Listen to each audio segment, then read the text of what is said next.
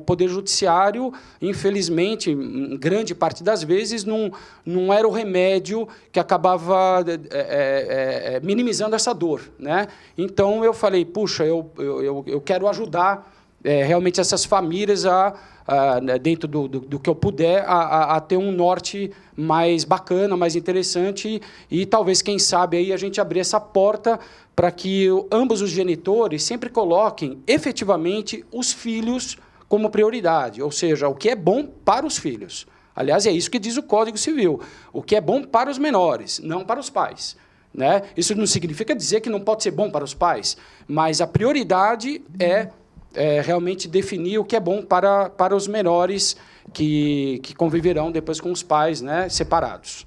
Quando a gente fala menores, o que é caracterizado menores dentro do âmbito jurídico em relação a essa guarda compartilhada, essa residência alternada ou residência fixa, ou seja, para essa decisão, é menor 18 anos mesmo, como é a lei, menor de 7 anos, 5 anos, o que é o menor nesse sentido? Quando a gente fala menor, a gente falaria menor de idade efetivamente, mas aí a gente consideraria os 18 anos. Só que no Código Civil você tem a incapacidade e depois você tem a capacidade relativa, que a criança que vai crescendo, tornando-se adolescente, ele já tem uma capacidade relativa de tomar algumas atitudes. No entanto, até os 18 anos de idade, caso os filhos não entrem e não queiram participar dessa divisão, realmente quem vai ter que participar são os pais e, se necessário for, no Poder Judiciário. Né?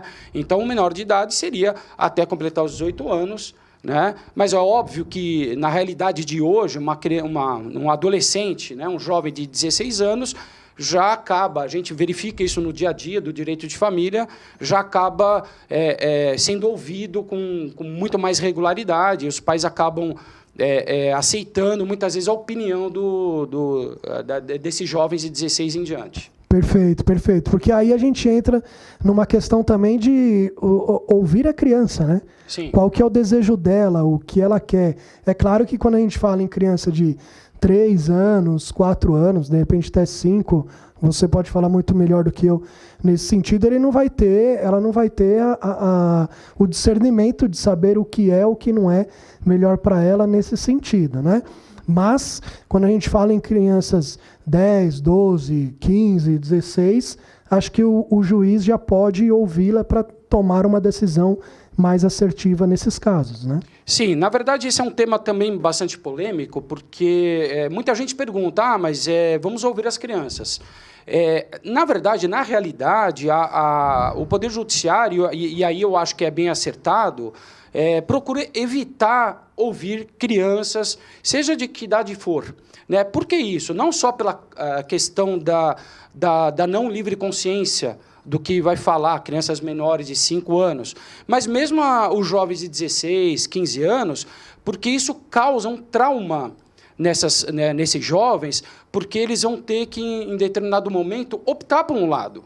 Perfeito. E isso a gente percebeu, a psicanálise também já notou isso, que isso não é bom.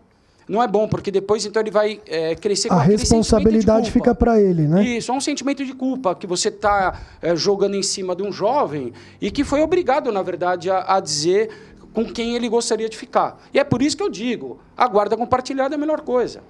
Perfeito. E aí, vocês concordam? O que vocês acham sobre isso?